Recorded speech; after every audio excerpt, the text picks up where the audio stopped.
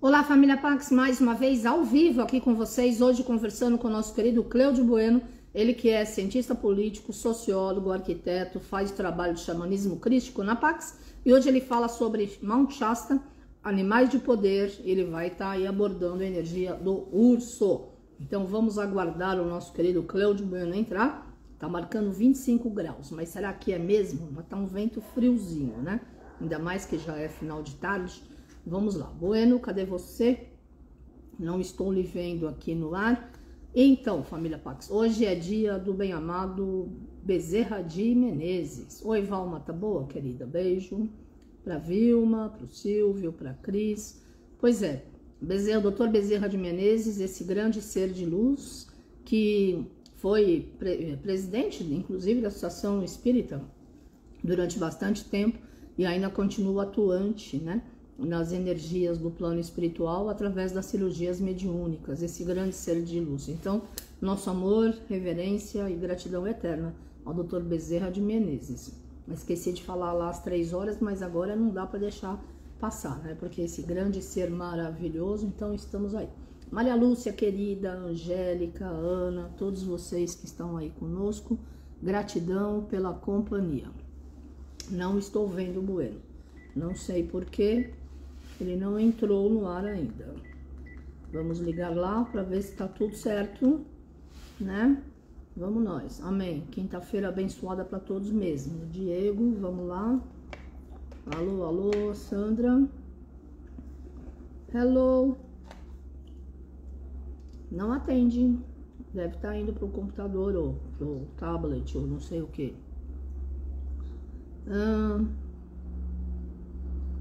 Pois é, família Pax, o que fazemos? Vamos ver.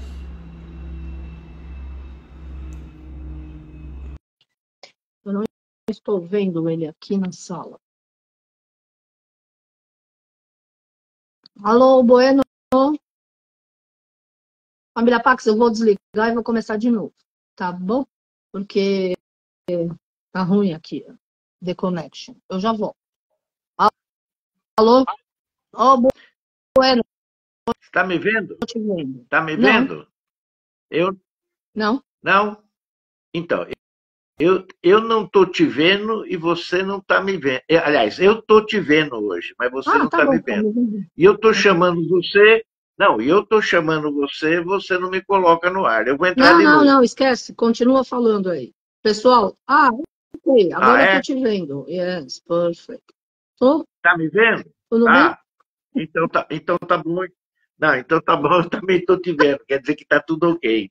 Então tá Então bem. vamos lá, vamos lá. Mas desde que você entrou, eu já estou dando risada, né? Porque eu vi você falando da história do urso, e aí eu comecei a dar risada, porque eu tinha que falar sobre Monte Shasta e não Você do pode urso. falar, em Mas a gente, Malchata tem urso. a gente, mas a gente tem que se virar É. nos 30, né? Eu só não entendi a história do urso pardo, mas tudo bem, né? Vamos continuar. Mas você arruma uns títulos assim, bem. Eu não sei por que você adora urso, que eu acho que você pediu para falar sobre urso. Vamos ver o que sai nessa miscelânea aqui, né? Mas antes da gente começar, vamos fechar os nossos olhos, né? Vamos fechar os nossos olhos, vamos pedir para o Arcanjo Miguel para ele nos dar proteção e segurança para que a gente possa desenvolver um trabalho aqui a contento, já que você é a coordenadora dos nossos trabalhos espirituais aqui na Terra, de acordo com aquilo que o mestre Saint Germain nos orienta, então a gente vai fazer o possível. Mas, lembrando que o Arcanjo Miguel é o primeiro ser que pôs, vamos dizer assim, o pé aqui no planeta Terra depois que ele tinha sido feito e construído segundo a vontade do grande Criador de tudo e todas as coisas. Inclusive, foi o primeiro diretor cósmico. A coroa que é usada na cabeça do querido e amado mestre Saint Germain, da querida mestra Portia, bem como o manto, bem como a espada e o cetro, é o mesmo que o arcanjo Miguel usou na primeira direção aqui do planeta Terra, iniciando os primeiros 2000 anos. Então, ele foi o primeiro, né? Quando ele viu que estava tudo em ordem, estava tudo perfeito, ele avisou o Criador. está tudo em ordem, está tudo perfeito segundo a vossa criação. Aí o Criador falou para ele: pois bem, então esses primeiros 2000 anos você irá dirigir o planeta Terra para que ele possa ser consolidado de acordo com a proteção e a segurança necessária pela fé, pela disciplina, pela vontade divina, pela coragem, pela força e a determinação que você tem, para que assim a gente sempre fique apoiado numa verdadeira rocha, né? Que é a vossa força. E assim se deu. Então vamos pedir para o Arcanjo Miguel, vamos fechar os nossos olhos, vamos pedir a proteção para todo o planeta Terra, para todos os reinos que aqui convivem conosco, o reino mineral, vegetal, animal, cominal, a todos os elementos elementais, a todas as escolas, a todos os conselhos, a todos os comandos, a todas as nossas irmandades, fraternidades, ordem, federações, confederações, para que a gente possa estar assim sempre seguros em detrimento aos nossos passos aqui na Mãe Terra. Que ele também dê essa proteção, essa segurança a toda a família terrena, a toda a humanidade, a nossa família, aos nossos amigos, aos nossos colegas, ao nosso trabalho, a todas as nossas relações. E que se nós pudermos também estar sob esse imenso guarda-chuva, nós agradecemos com a nossa gratidão. Arcanjo Miguel, que trabalhas para o resplendor da vontade divina e da verdade, que a vossa proteção permaneça conosco sempre e por toda a nossa existência na eternidade do nosso espírito. Nós o recebemos como um privilégio, sempre respeitando os vossos desígnios. Permiti que nós caminhemos sempre com dignidade e respeito aos nossos irmãos. E afastai de nós as ideias perversas e más ao nosso redor e influências sombrias. Fazei de nós um servidor da luz, que saiba discernir, compreender e nunca julgar. Ajudai-nos em nossos dias ruins materiais e espirituais, conscientes ou inconscientes, e nos proteja contra todos os males e os expulse da nossa caminhada. Pois a verdade, a coragem, a força e o poder é o vosso signo e o nosso também. Permiti que a nossa inspiração, intuição, doação seja como a vossa espada, para nos dar a proteção e a permissão da palavra do bem, da paz, do amor e da luz. Afastai de nós as pessoas que querem nos induzir aos erros e às falhas, e que o nosso coração esteja ligado ao vosso coração e à vossa energia. Que a nossa verdade possa ser a vossa verdade, e que o vosso escudo seja o anteparo das más qualificações do nosso ego em nossas ações, fazendo de nós o mensageiro fiel da suprema verdade da nossa alma. Arcanjo Miguel, protetor da humanidade, dos reinos, da nossa Mãe Terra e de todos nós. Que essa oração possa ser cumprida e ser manifestada, aqui e agora e por toda a eternidade. Amém.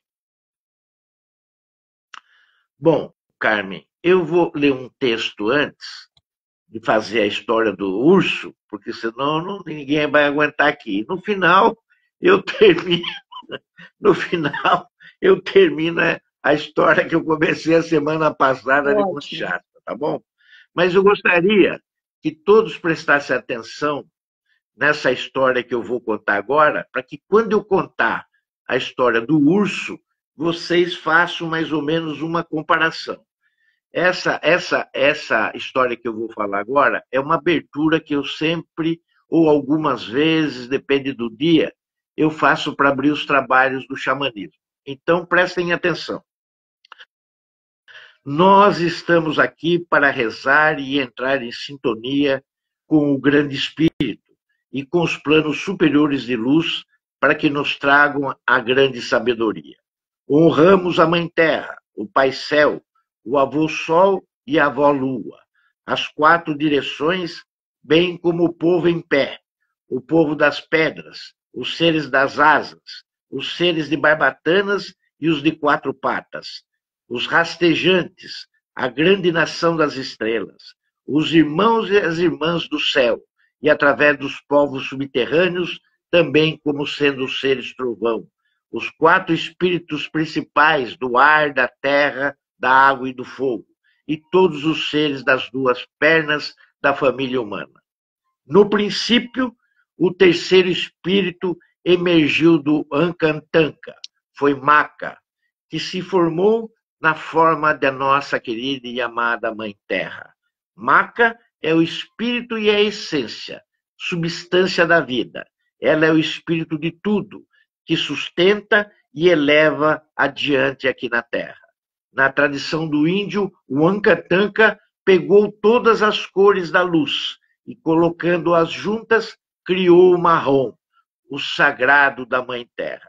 Scan, o espírito do movimento, soprou a água sobre a terra para criar oceanos e mares.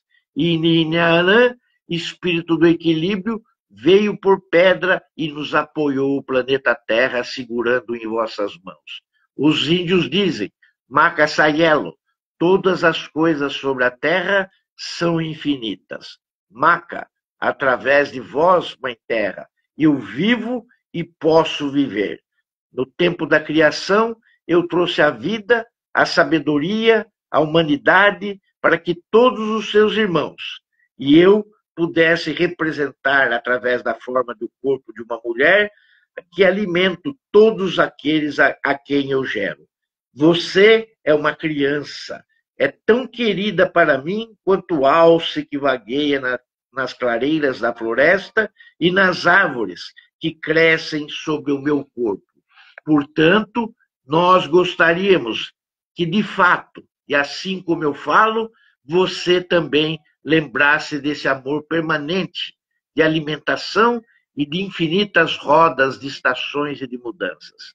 Eu te dou o presente de ser você mesmo, de ser criativo através da sua própria forma de ser, levando sempre a sua expressão individual com a vossa liberdade.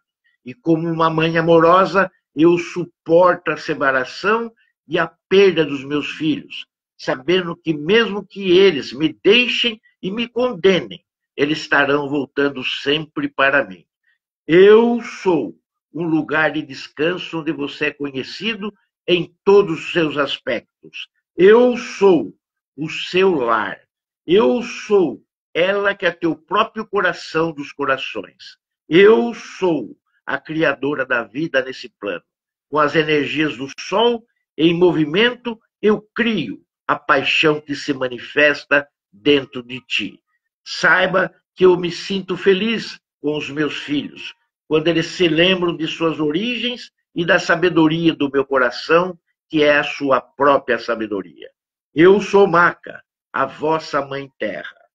Então, vocês têm uma ideia, mais ou menos, de como é um princípio da formação dessa terra e da Mãe Terra diante daquilo que a gente coloca como sendo o princípio.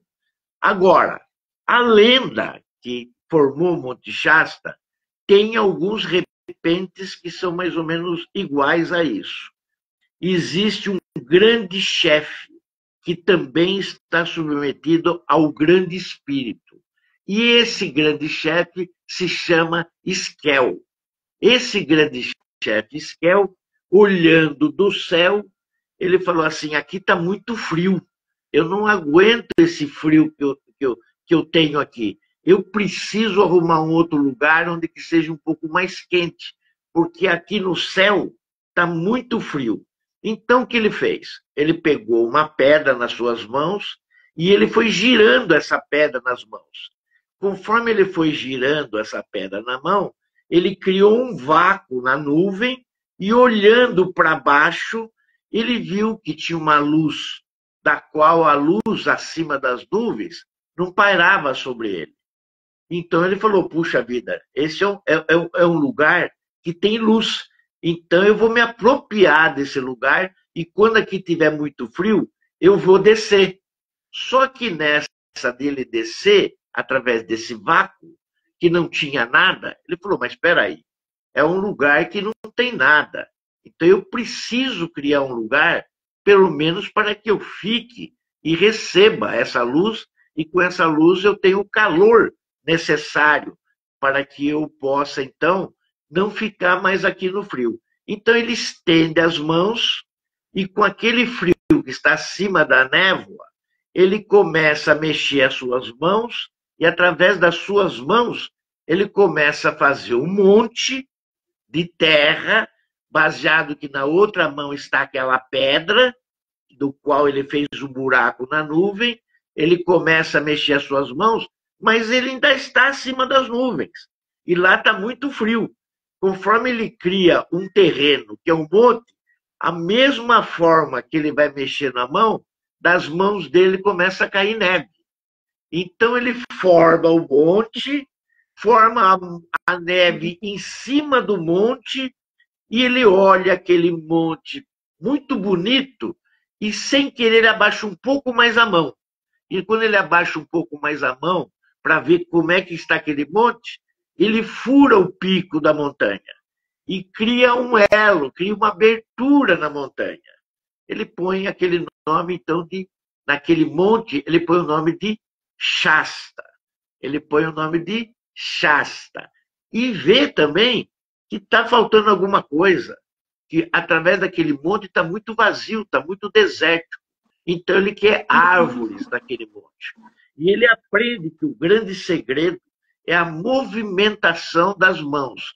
Como ele girou a primeira vez anti-horário, agora ele gira horário e começa a fervilhar árvores por todos os cantos daquele monte, por toda aquela altura que ainda tem serrana, inclusive nos vales, inclusive nas planícies. E ele põe todo tipo de árvore necessária. Mas assim mesmo ele percebe que falta muitas outras coisas. Então, num gesto de compreensão entre a natureza e aquilo que a natureza precisa nos dar, ele cria os lagos, ele cria os rios, e de uma altura que é do topo da montanha, ele diz, está faltando alguma coisa. E ele entra em contato, então, com a sua família terrena. A minha família terrena eu vou criar aqui. Pega os seus entes queridos que estão acima da montanha, pega os seus filhos, uma parte deles, e diz, vou criá-los junto a esse monte. E desce a família do céu, desce para a terra. Mas como eles vão viver? Então, ele, numa condição de leste para oeste, ele cria os animais. Depois, de sul para norte, no movimento de mãos, ele cria as aves. Mas ainda falta alguma coisa. Então, ele sobe no topo da montanha novamente, que está muito frio, mas é do frio que ele veio. Ele olha ao horizonte e fala assim, há a necessidade de ter peixes, mas eu não posso criá-los aqui nos lagos e nos rios sem que eu observe todo um continente à frente de águas. Então ele entra em contato com o próprio frio, que também é parente dele, que é o espírito do vento. E conversa com o espírito do vento e eles criam um oceano, que do topo da montanha, ao longo, dá para ver o oceano. Esse oceano é o Oceano Pacífico. E mediante todas as criaturas que estão no oceano, ele traz as criaturas para a água doce. Mas ainda falta alguma coisa. E ele pede, então, para que uma das suas filhas suba até o monte, já que agora ele está povoado com uma família parcial que ele tem no céu e trouxe para a terra, para que vá até, então, o alto do monte e converse com o espírito do vento, mas ao ponto que ela põe apenas o braço dentro daquela cratera, que seria a boca do vulcão, para que então pudesse se consolidar um fogo de natureza onde o espírito será reverenciado. Mas ele diz para ela, não coloque a cabeça, coloque apenas o braço. E ela então sobe até o monte, mas em vez de obedecer o grande espírito do céu, ela vai e põe a cabeça para ver o que tem lá dentro. E quando ela põe a cabeça lá dentro, o que sai de lá de dentro? Um grande urso. Um urso pardo que sai de lá de dentro. E ele sai de lá de dentro como se estivesse hibernando há muito tempo lá dentro. Como se ele já morasse lá há algum tempo. Então, ele sai de lá de dentro e vai viver junto com aquela garotinha, que é filho do grande espírito do céu, e junto com os outros irmãos, junto com os outros parentes, que então ele teria trazido para cá. Mas o que acontece? Aquele urso pardo vai ao mesmo tempo crescendo e a garotinha também vai crescendo. E o que acontece? Na simbologia indígena, eles copulam o urso pardo com a garotinha, sem que o grande espírito do céu soubesse do que estivesse acontecendo na Terra. Porque mesmo ele morando no frio, ele faz parte do frio, porque ele faz parte do céu. Ele só vinha aqui para se esquentar de vez em quando. E numa dessa de se esquentar, ele volta de novo. E quando ele volta, o que ele encontra? Um monte de seres estranhos. Um monte de seres estranhos. E ele fica apavorado com aquilo. E vê que aquela que era a sua garotinha não é mais garotinha. Virou uma mulher. E que aqueles seres estranhos que estavam lá, todos eram seus netos. Que era uma mistura do urso pardo com aquela garotinha que se transformou em mulher.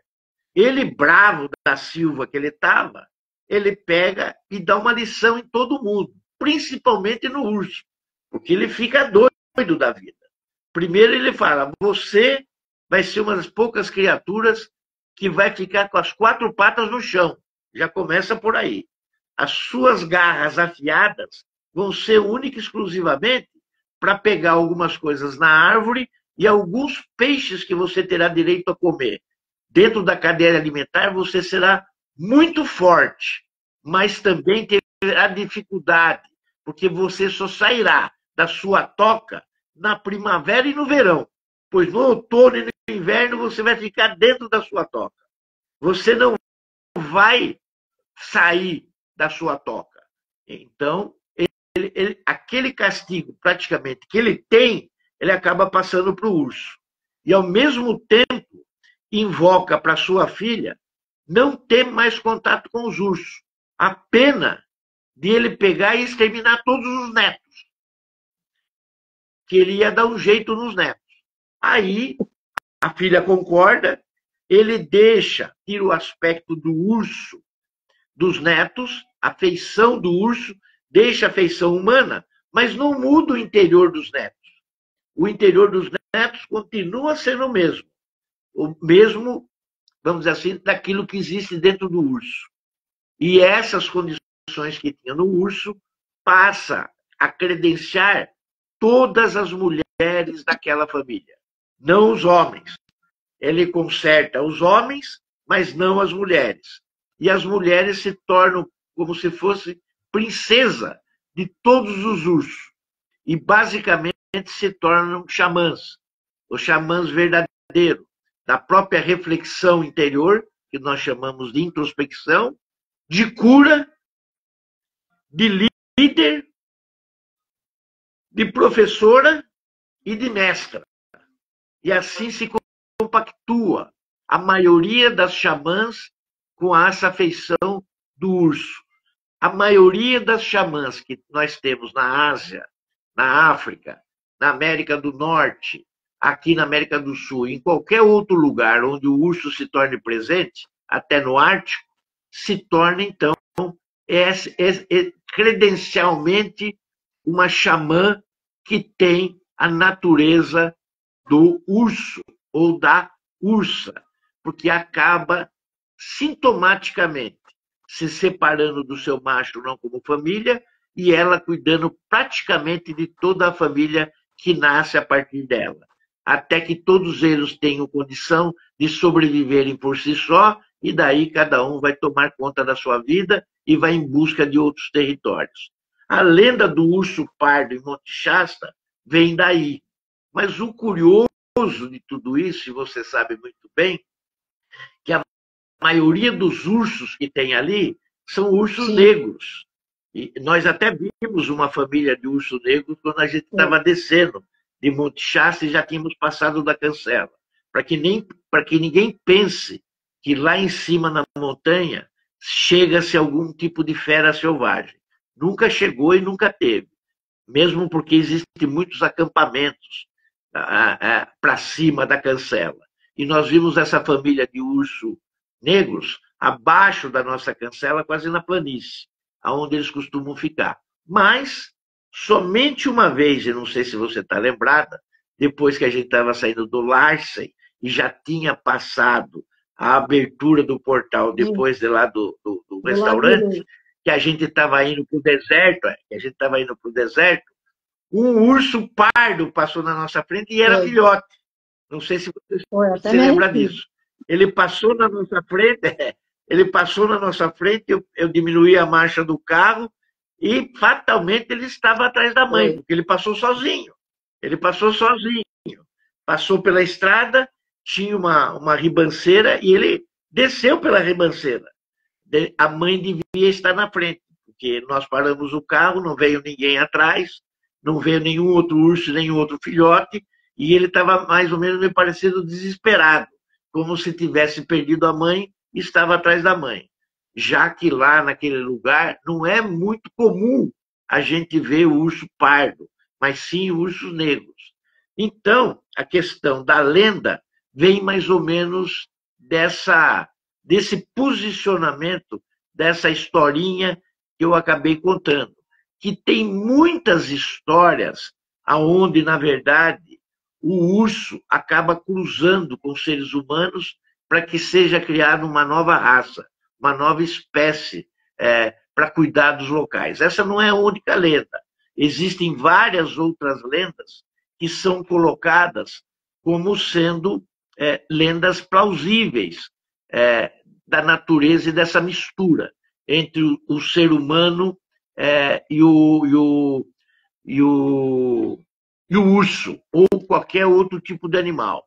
Agora, vamos falar um pouquinho mais, já que você gosta tanto deles, vamos falar um pouquinho mais sobre o urso, né? Já que é uma revelação que você teve junto com a minha revelação. E isso nós estamos falando, eu já nem sei mais que ano que foi isso. Já sumiu da minha cabeça, mas eu 94. sei que 94.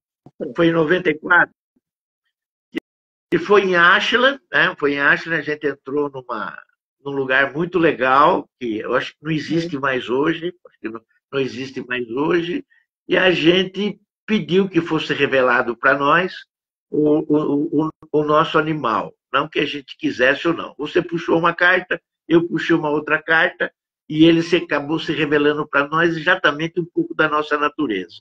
Mas os ursos, na verdade, eles são grandes mamíferos que nós temos na natureza, com uma força e com uma velocidade, e tamanha é a inteligência deles, que eles realmente se parecem até um pouco com o ser humano, justamente porque eles têm uma capacidade muito igual à nossa a respeito da familiaridade com seus filhotes e também com aquilo que eles comem. Eles se parecem muito com a gente, com exceção do urso polar, porque nós temos várias, uma única espécie de urso, mas ele é dividido em várias outras condições que os próprios lugares onde eles foram criados é que deram essa modificação parcial em relação à natureza em que eles vivem, onde eles foram criados.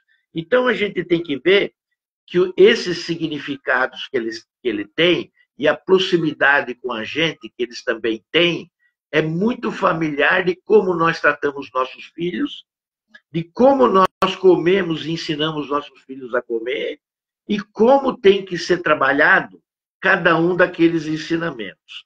Mas, na verdade, tanto na Ásia como na Europa, na América do Norte, na América do Sul, e aonde eles estão familiarizados e eles se desenvolveram, as suas características são diferentes.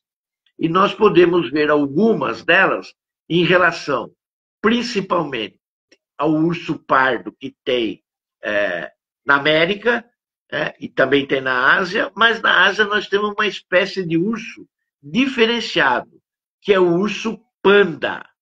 E o urso panda é um urso altamente diferenciado de toda a espécie de ursos. Mas eles têm os mesmos, vamos dizer assim, os mesmos atributos.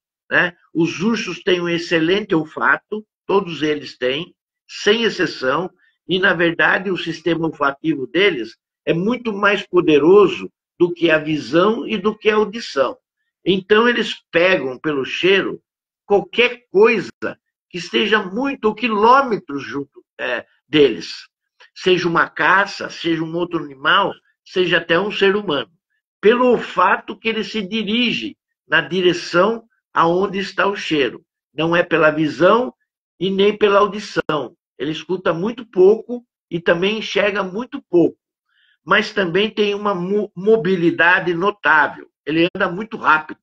Ele anda muito rápido, apesar do seu tamanho e do volume do corpo que um urso tem. Né? E a gente, às vezes, vendo um desenho ou vendo um filme, a gente não tem a devida proporção porque ele se mantém a uma certa distância. Mas quando ele fica nas duas patas, perto do ser humano, ele pode ter proporções de até 4,5 metros de altura, né? Deixando a gente como um ser minúsculo perto dele. E também tem a questão da diferenciação dele em relação a quase todas as outras espécies, mas depende muito do lugar aonde ele está e as outras espécies também, a questão da hibernação. E durante o inverno e boa parte do outono, ele está dormindo. E essa coisa dele estar dormindo é justamente para que ele não tenha as condições necessárias de perecer. E com todo aquele alimento que ele come na primavera e no verão, é justamente para ele se sentir abastecido enquanto dorme. Porque toda aquela alimentação e toda aquela gordura vai ser consumida pelo próprio organismo dele enquanto ele estiver dormindo. E ele também tem uma flexibilidade alimentar muito grande. Ele come desde carne, mas também ele come vegetais, considerando que ele é uma das pontas dos predadores. Difícil ter um predador do tamanho dele ou maior do que ele, ou que seja muito voraz, que o abata, a não ser que seja uma coletividade, né? Um coletivo de animais. Aí, se rodear muito ele vai acabar cansando e vai acabar deitando, e é onde o coletivo de determinados animais opera. Sejam hienas, sejam lobos, né? Sejam cães selvagens. A Silmara escreveu, parece uma pata de urso na blusa do Bueno. Ah, não parece, Então, levanta aí, ó, é a própria. Parece, é um urso junto com a pata. Não é. É um moletom, né? Eu tenho vários moletões, vocês já devem ter visto.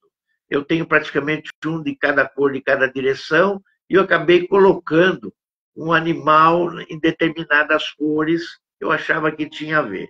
E ele também tem um grande álibi, que eu falei para você desde o início, hoje nós falamos bastante sobre isso na abertura, que é a questão da proteção, né? Ele, apesar de ser um mamífero, né, e cuidar muito bem da sua prole, ele também não é no cuidado alimentar, é no cuidado da proteção, de não perder nenhum dos seus filhotes. Tanto é que na maioria das historinhas que se conta, sempre é caracterizado pela mamãe ursa, ou mãe ursa.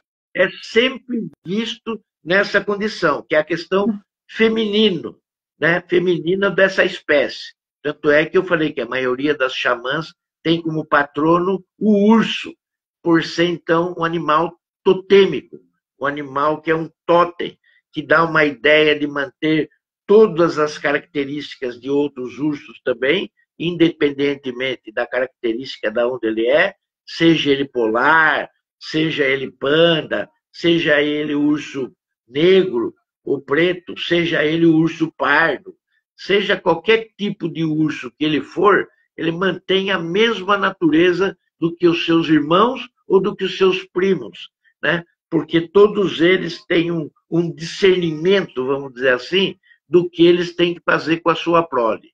E isso é uma característica que, às vezes, outros animais Sim. não têm, né?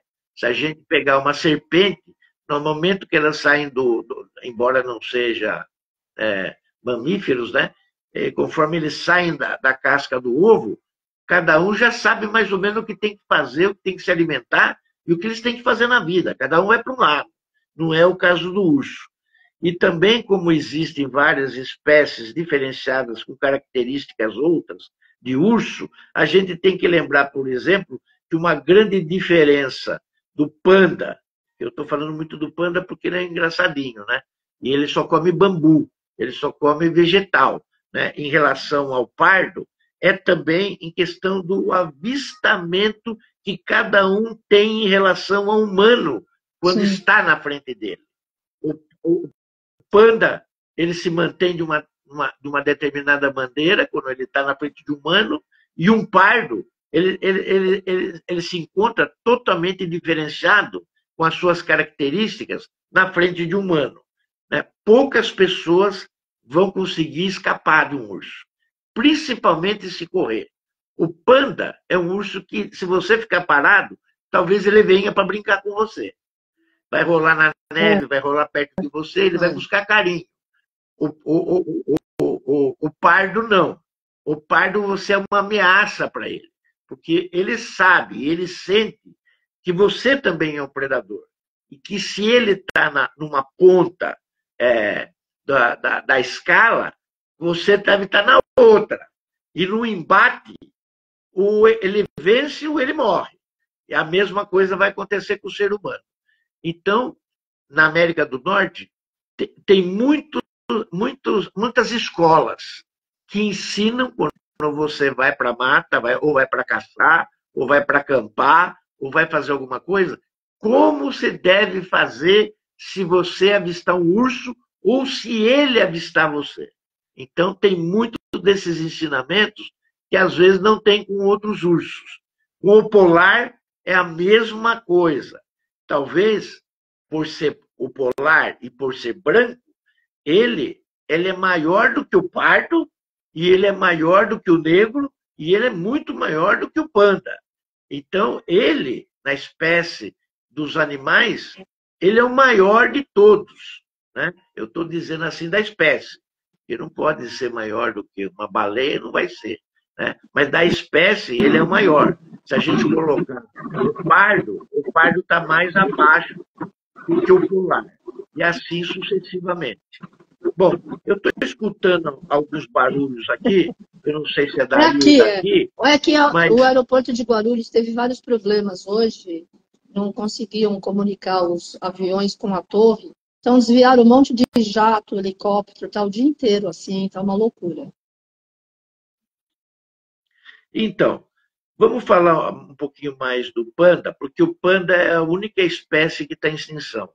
É a única espécie que está em extinção, ele é da Ásia, ele tem uma configuração de cor totalmente diferente, ele é preto e branco, às vezes parece que ele está até de óculos, de tão diferente que ele é, né? Ele é muito brincalhão, muito engraçado, só come bambu, só come uma vegetação, o restante dessa vegetação é excludente na ração dele. Depois nós temos o urso pardo, que também é caracterizado principalmente pelas suas garras, porque as unhas do pardo são mais longas do que do negro, do que do polar e do que também do panda.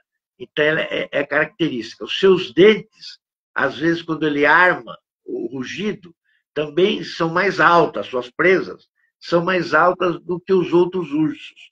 E ele é temido na América e em todos os outros lugares, por ele estar na ponta, né, dos predadores. Então, é uma coisa que ninguém gosta. E os ursos negros, na verdade, eles fazem parte também da origem dos pardos, mas e por fazer uma mistura de origem, eles são menores.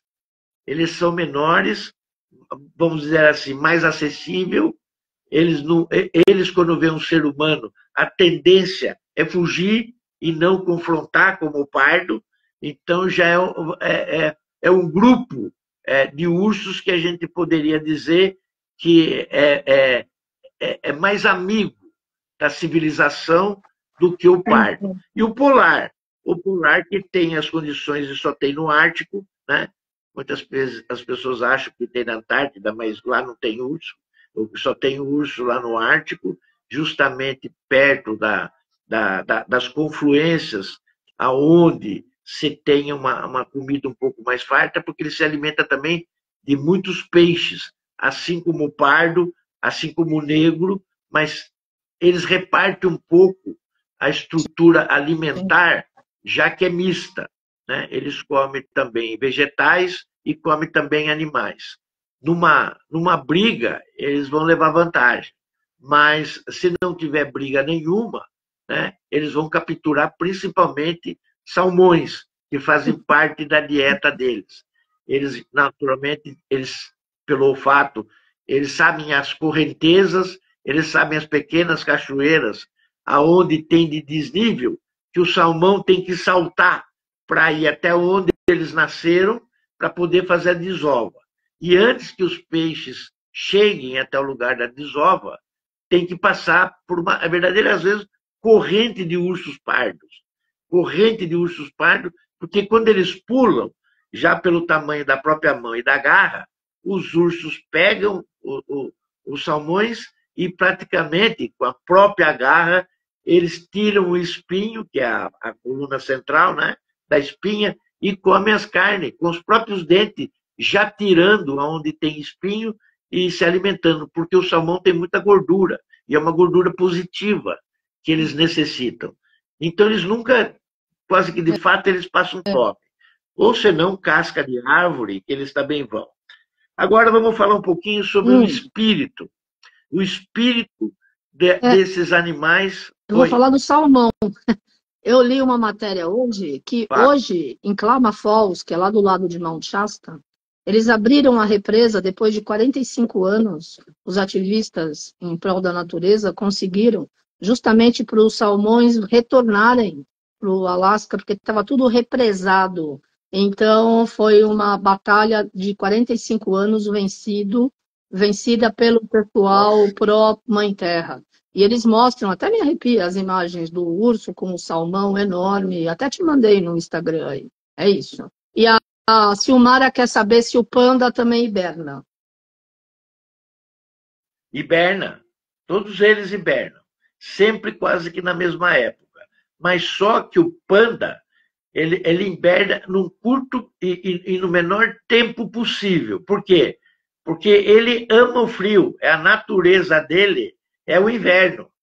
A natureza dele é o inverno. Então, antes que o inverno seja deflagrado, ele entrou um pouquinho antes no outono, saiu um pouquinho antes do inverno, porque é a natureza dele. Porque na Ásia, onde ele está, ele só conhece o inverno.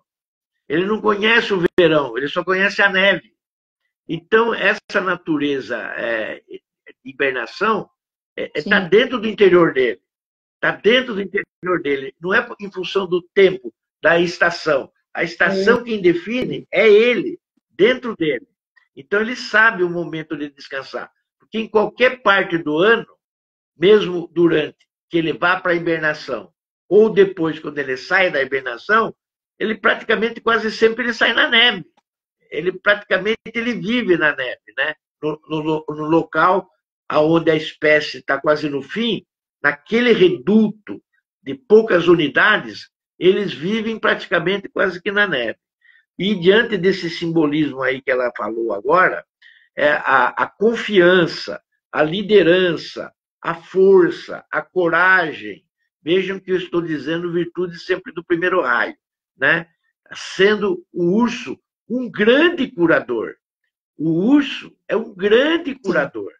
Então, de todos os animais que nós temos, de simbolismo xamânico que existe na Terra, talvez o urso seja o primeiro dentro deles, entre eles.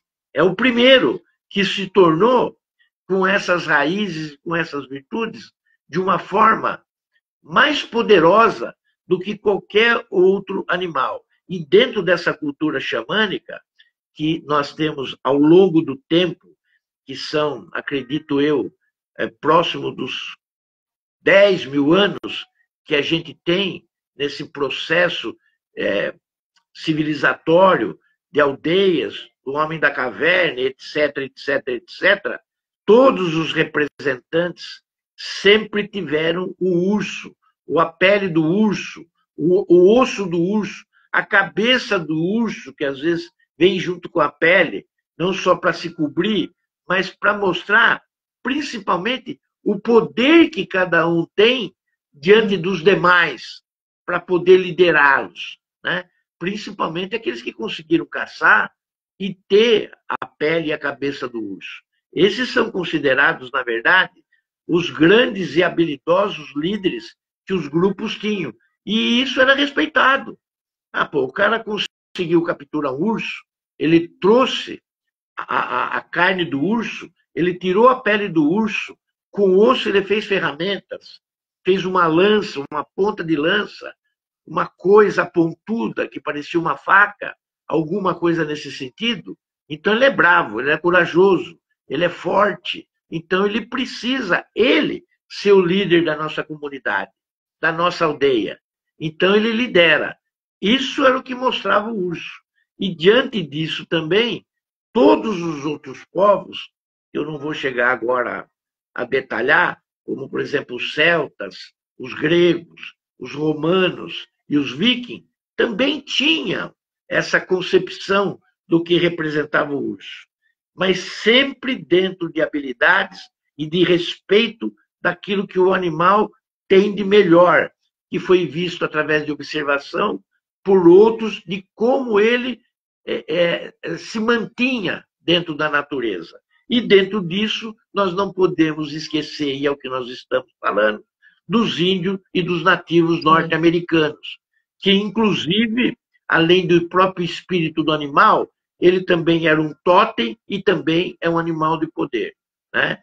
Ele tem o seu próprio espírito que passava para quem o caçava.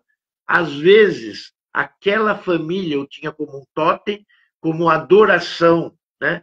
Totens são aqueles animais que pertencem a todas as famílias de determinadas comunidades, aonde um vão ser colocados em cima do outro. Às vezes, lá em cima quase, tem uma família totêmica, que é uma águia, então abre-se a asa em cima e depois sempre vem uma cabeça, seja da águia ou seja de um outro animal, respeitosamente mostrando que naquela aldeia, naquela comunidade, existem famílias relativamente ligadas aos animais totêmicos. Então, é uma família. E também pode ser considerado, e é a maior consideração que nós podemos fazer, como sendo um animal de poder, que representa não só todas as suas habilidades, mas também representa tudo aquilo que o caracteriza. E o que o caracteriza como um urso polar é ser um urso polar. Um urso, normalmente, estou com o urso polar, porque o urso polar deles é o mais forte, é o mais perigoso, o mais valente e aquele que busca a caça com maior facilidade. Então, apesar de ser um animal totêmico, que gera total confiança também em relação aos outros animais, ele é um animal que é sincero, é um animal que pode se confiar, porque tem confiança, é honesto, com características daquilo que fala é aquilo que faz. E a gente também, quando sonha com o urso, a gente tem que ter uma correlação com o sonho daquilo que nós estamos objetivando na nossa vida. Seja coragem, seja força, seja poder, seja confiança, seja o que for. Então, quando a gente sonha com o urso, a gente está sempre querendo alguma coisa que aquela espécie tem e que nós não temos. Então, nós vamos buscar nele aquilo que a gente precisa para a gente continuar na vida. Então, força e confiança, poder e proteção, coragem, amor e cuidado maternal, cura e proteção, afinidade também com a solidão e com a introspecção, que é a reflexão que a gente faz sempre no nosso interior. E lembrando que, como o grande Espírito do céu o colocou de quatro patas, dificilmente ele fica em pé, ele corre até com as quatro patas, mas na hora do ataque ele se levanta. Se você tiver num perímetro muito perto dele, é muito perigoso. Ele se torna muito bravo e as mãos com a garra, ele é muito rápido, ele é muito ligeiro, aonde mais ou menos às vezes recebe o ataque, inclusive sem se perceber da rapidez que o urso tem. Embora ele seja grande, né? Na sua estatura e na sua largura, ele é ágil. Então, nós temos uma afinidade também com o aterramento do urso junto à mãe. Ele é muito apegado à terra. Tanto é que quando ele vai hibernar numa toca, ou numa cova, ou numa caverna. Ele não vai fazer a cabaninha dele para ele entrar. Ele precisa estar seguro na terra. Então, esse aterramento dele é uma das coisas que a gente tem que levar na sua importância. Aqui tem alguns conceitos que eu vou fazer agora para que todos nós podemos admirar um pouco mais o urso. O espírito do urso como curador e professor, curiosamente na Sibéria, onde o seu nome é usado para designar mulheres xamãs, é o mesmo que a palavra urso na América do Norte, na tradição inuit, que é lá mais ou menos, que fica lá perto do Ártico, o espírito animal no Ártico, o espírito animal urso também está conectado à tradição xamânica e, mais propriamente dito, às mulheres. Para o povo inuit, o urso é um animal forte, de poder ou senão totêmico, aonde as famílias são do animal de poder do urso, mesmo que alguém não tenha a característica deles, vivem através dessa família o espírito da mãe urso. Em algumas opiniões, dizem-se que um caçador inuit aceita ser comido por um urso e ele poderá reencarnar como um xamã e carregar o espírito desse animal.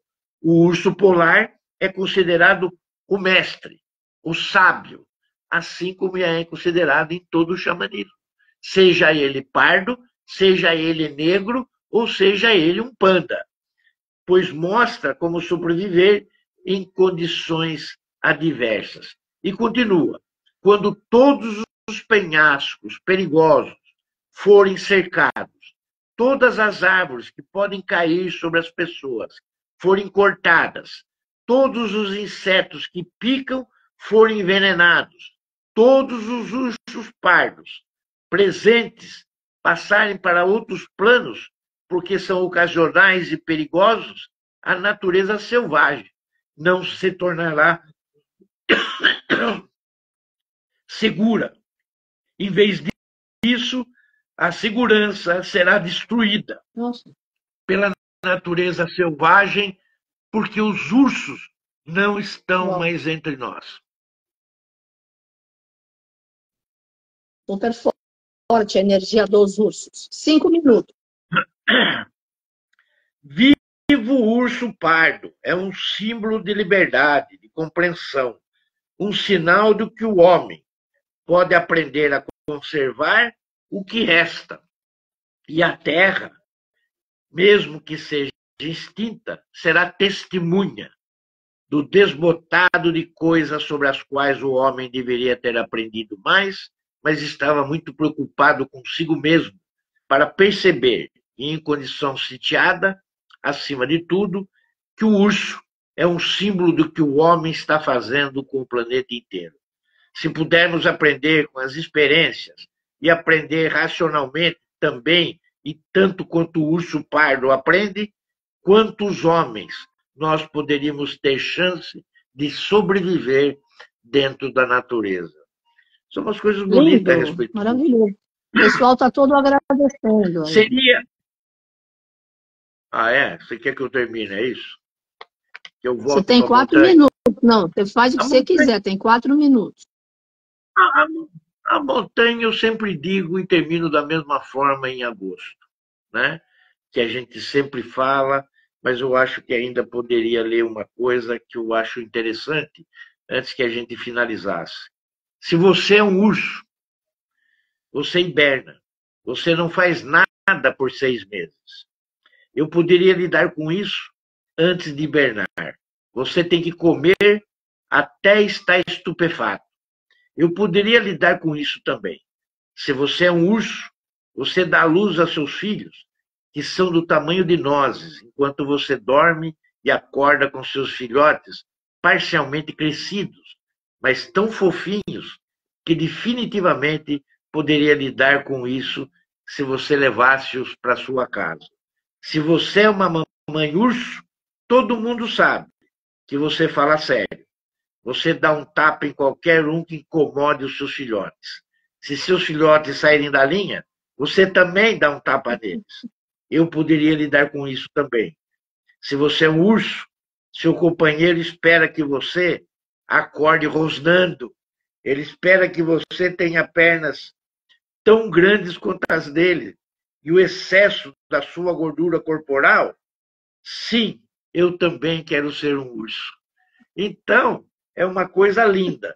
Eu ia falar um pouco a respeito de Monte Shasta, mas falando do urso, de lá como a gente vê na natureza como eles são, e nós que também já vimos eles na casa dos nossos amigos, através de concertos musicais, enquanto a cantoria estava no ar, a gente vê os animais no quintal, procurando alguma coisa para comer, ou para fazer, ou para se divertir, até mesmo brincar. Eu digo sempre que, literalmente, Monte Shasta é um lar de todos nós e que as nossas convivências são sempre pacíficas e maravilhosas. E nós podemos, assim, transcender, através do nosso amor incondicional, tanto deles como o nosso, viver em comunhão para sempre. Se os gregos têm o Olimpo, se Moisés e o povo hebreu têm o Sinai, eu digo, com a força do meu coração, nós, os peregrinos e a família Pax, nós temos Monte Shasta. Gratidão, cara. Estou sem palavras. Gratidão, gratidão, gratidão. Bueno, foi maravilhoso. Adorei. Amo aquele lugar, como vocês todos sabem. Gratidão, namastê, família Pax. Beijo no coração. Obrigada, Bueninho.